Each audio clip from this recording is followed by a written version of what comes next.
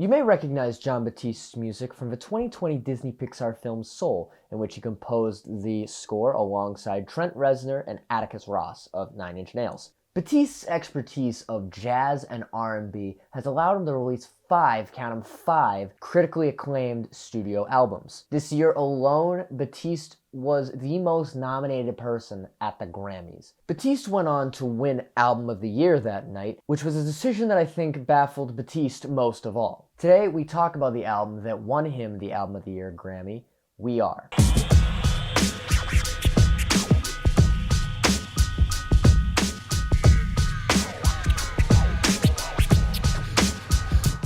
This album makes me feel like Batiste is taking us home with him. Batiste brings in a lot of elements from his familiar field of New Orleans jazz. He does this by incorporating a lot of really powerful, loud elements into the album, like a marching band on the title track, We Are. And elements like this make the album truly feel unique and help this album stand out from a crowd. This feeling of going back home with Batiste is felt from beginning to end on this album. Two notable songs I want to mention are Tell the Truth and Boyhood. Boyhood takes some relatable moments from his childhood and attributes them to life lessons he has learned over the course of his career and growing up. Specifically the hook that goes, "Grandma was an ATM buying bubblegum and M&Ms.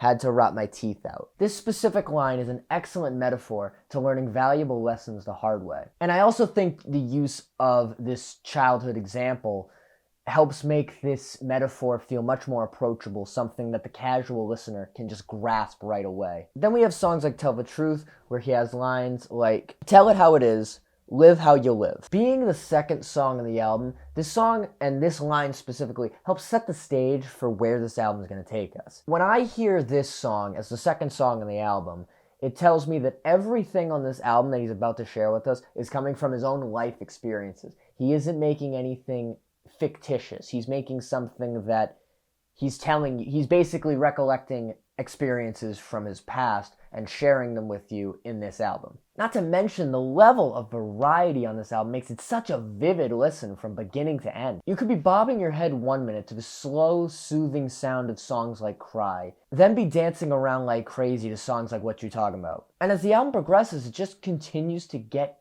better and better, and that's what I like to see on an album. There were songs on here that I wasn't too impressed with, but even those songs that I wasn't impressed with are still incredible listens. What You Talking About specifically is a song where, I can't really get down with the scat flow that Batiste brings on this song, but I will still say that this was a song where I was still tapping my foot and bobbing my head dancing along to, because it's still so catchy. You may not like the lyrical delivery on a song, but damn is this song gonna be catchy as hell. To be entirely honest, I don't really have any negative things to say about this album. Even if I had criticisms that were incredibly nitpicky, I don't have any, because this album was just really, really good. It was just so fun to listen to this album. It's that perfect blend of nostalgia mixed with music you could just get up and dance to. And that element of home that I feel from beginning to end on this album